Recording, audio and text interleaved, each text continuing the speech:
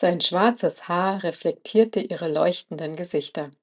Und Salika wusste gleich, dass es wieder der Waterley war, der sie hergeführt hatte. Doch nun stieg Ärger in ihr hoch.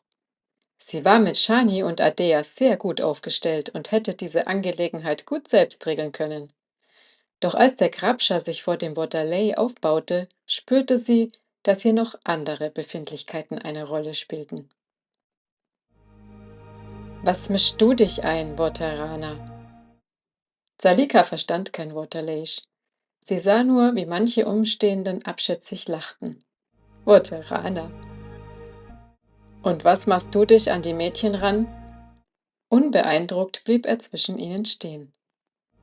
Wollte mal fühlen, wie heiß sie wirklich sind, grinste der Grabscher. Salika spürte in diesem Moment einen starken Blick und sah hinauf auf die Ränge der Waterley, wo sich ihr Blick mit diesem starken kreuzte. Zwei tiefblaue Augen, dunkelblaues langes Haar, dunkler Teint, schwarze Kleidung. War er nicht mit ihrem Freund auf der Bühne gestanden und hatte diese Metallschüssel mit dem Wasser geschwenkt? Dasselbe Gefühl stieg in ihr hoch, wie wenn sie auf das offene Meer hinausblickte. Er hatte irgendwie Ähnlichkeit mit dem Waterley mit den schwarzen Haaren. Der lachte in diesem Moment kurz auf. Verbrenn dir nicht die Finger und geh auf deinen Platz. Es geht bald los. Salika löste ihren Blick von dem Blauauge, der sie nachdenklich musterte, und sah, wie der Grabscher kurz aufmüpfig das Kinn reckte, sich dann aber wegdrehte. Bitte. Der Waterley drehte sich freundlich lächelnd zu ihnen und wies ihnen mit einer Hand den Weg Richtung Forana-Block, worauf die Schwestern ihren Weg ungehindert fortsetzen konnten. Salika spürte immer noch diesen starken Blick auf sich gerichtet und musste sich zusammenreißen, nicht in seine Richtung zu sehen. Wer war er? Da spürte sie, wie auch Adeas Feuer leichte Unruhe zeigte. Als sie auf ihren Plätzen angekommen waren, sendete sie ihr: Was beschäftigt dich? Adea schob unzufrieden den Unterkiefer nach vorne und sendete erhitzt zurück: Das war gerade eine echte Rettung. Salika verstand nicht, worüber Adea so erhitzt war. Sie hatte gedacht, Adea hätte dem Grabscher gerne ein Brandzeichen verpasst.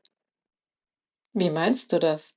Du hättest es doch leicht mit dem Typen aufnehmen können, fragte Salika nach und bemerkte, wie die Zuschauer hereingelassen wurden. Das ist richtig, aber auf eine Art, die uns nur noch mehr Ärger auf den Hals gehetzt hätte. Dein unbekannter Freund hat es nicht nur musikalisch drauf. Salika spürte, wie angespritzt Adea deswegen war, denn schließlich war sie es, die jede Herausforderung gewachsen war. Die Zuschauer betraten die Halle und erfüllten sie mit aufgeregtem Geplauder. Die Fackeln an den Wänden leuchteten heller, denn langsam wurde es Abend und noch dunkler. Die dichte Wolkendecke blieb, und die drei Schwestern konzentrierten sich auf ihre inneren Feuer, denn die Sonne verschwand hinter dem Horizont. Eine nach der anderen fing an zu gähnen. Sie mussten lachen. Zu dumm, dass der Auftritt nach Sonnenuntergang stattfand. Die Stuhlreihen füllten sich, und Salika ließ ihren Blick auf die gegenüberliegende Seite schweifen, wo nun auch die Wasserelementarier ordnungsgemäß Platz genommen hatten. Sie sah zwar noch ein paar Mädchen auf dem Schoß eines Jungen sitzen, doch allmählich kehrte bei den Schaustellern konzentrierte Ruhe ein und die Anspannung stieg. Sie machte die drei Waterley aus. Sie saßen wie sie mit ihren Schwestern am Ende des unteren Drittels. Der Schwarzhaarige hatte sich entspannt zurückgelehnt.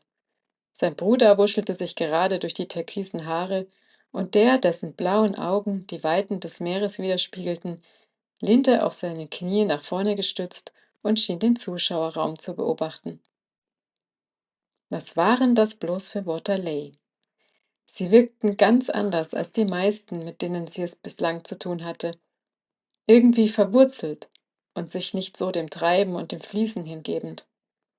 Und dennoch, der mit den blauen Augen strahlte etwas Unheilvolles aus. Wasser ohne Ende.